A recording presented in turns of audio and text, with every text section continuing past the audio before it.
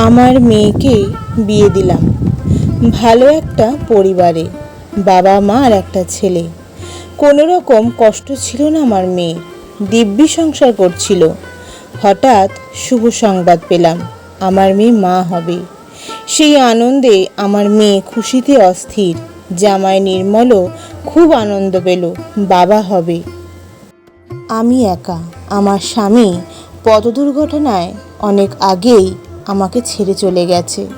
তার ওই জমানো টাকাতে মেয়ের বিয়ে দিই। স্বামী ছিল আমার ভগবানের মতন। আমার মুখের হাসি ছিল তার কাছে সব থেকে প্রিয়। আজ সে নেই, কিন্তু সবসময় আমাকে সাহারা দেয়। আমি উপলব্ধি করি আর ভাবি আমি হয়তো তাকে হারিয়েছি, কিন্তু যতদিন সে আমার সাথে ছিল, গায়ে হাত তো দূরে কোনো বাজে ব্যবহারটুকুও করেনি। আজ তাই তার স্মৃতি নিয়ে পথ চলি। তারপর দেখতে দেখতে আমার মেয়ের পুরো মাস হয়ে গেল এবং বাচ্চাও হলো, ফুটফুটে একটা মেয়ে। আমার মেয়েও জামাইয়ের খুব আনন্দ। তাদের ঘরে লক্ষ্মী এসেছে। মেয়ের শাশুড়ি ছিল খুব সরল সোজা, এক কথায় ভালো মানুষ, কিন্তু পায়ের ব্যথার জন্য কোনো কাজ করতে পারতো না। বাচ্চা হওয়ার পর আমার জামাই একটি কাজের মেয়েকে রাখলো। মাও বাচ্চাকে দেখাশোনা করবে, কারণ আমি একটা ছোট কোম্পানিতে কাজ করতাম, যার ফলে আমার সব সময় মেয়ের কাছে থাকা সম্ভব ছিল না। কাজের মেয়েটা আমার মেয়ে ও নাতনিকে ভালোই যত্ন করত। সারাদিন থাকতো, রাতে বাড়ি চলে যেত। হঠাৎ মেয়েটি রাতে বাড়ি যাওয়া বন্ধ করে দেয়। আমার মেয়ে জামাইকে বলে, আচ্ছা, ওই কাজের মেয়েটা বাড়ি যায় না কেন? আমাদের বারান্দাটার ঘরটায় থাকে, ওর তো বাড়ি চলে যাওয়ার কথা। মেয়ের কথায় জামাই বলে, থাক, তোমার তো ভালোই, ওকে ডাকলেই পাবে। আমার মেয়ে বলল, বয়স্তা মেয়ে, ও রাতে থাকা ঠিক নয়। জামাই উত্তর দিল, তাতে কি হয়েছে, ও খুব ভালো, তোমার চিন্তা করতে হবে না, আমি তো আছি। আমার মেয়ের ভালো লাগলো না, কিন্তু উপায় নেই, জামাই যা বলবে তাই হবে। দেখতে দেখতে বাচ্চার বয়স 1 মাস হয়ে গেল। মেয়েটার 1 মাস কাজ করার কথা, কিন্তু যেই আমার মেয়ে কাজের মেয়েটাকে বলেছে, তোমার কাল থেকে আর আসতে হবে না, এবার আমি সব পারবো, অমনি মেয়েটা আমার জামাইয়ের দিকে তাকিয়ে কি যেন ইশারা করলো।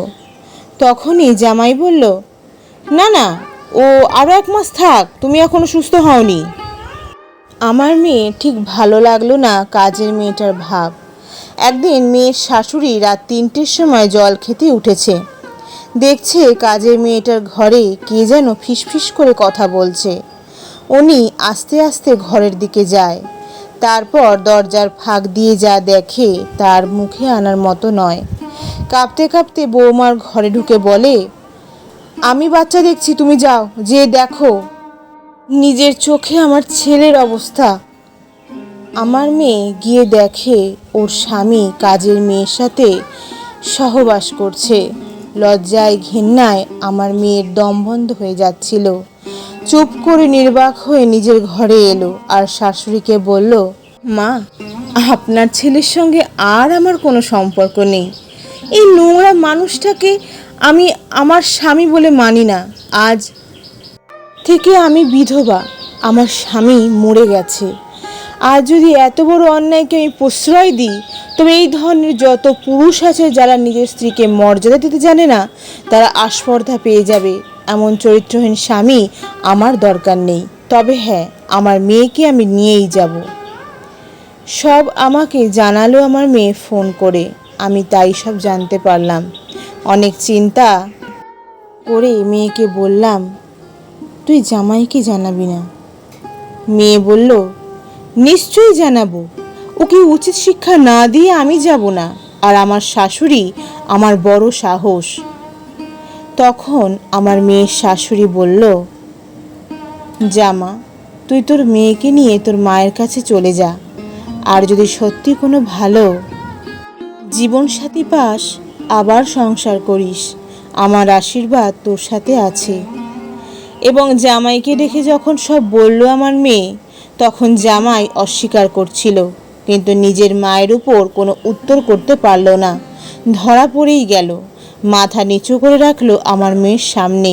তারপর আমি মেয়ের শাশুড়ির পরামর্শে মেয়েকে নিয়ে যখন রওনা দিচ্ছি, তখন জামাই এসে আমাকে বলল, আমার ভুল হয়ে গেছে।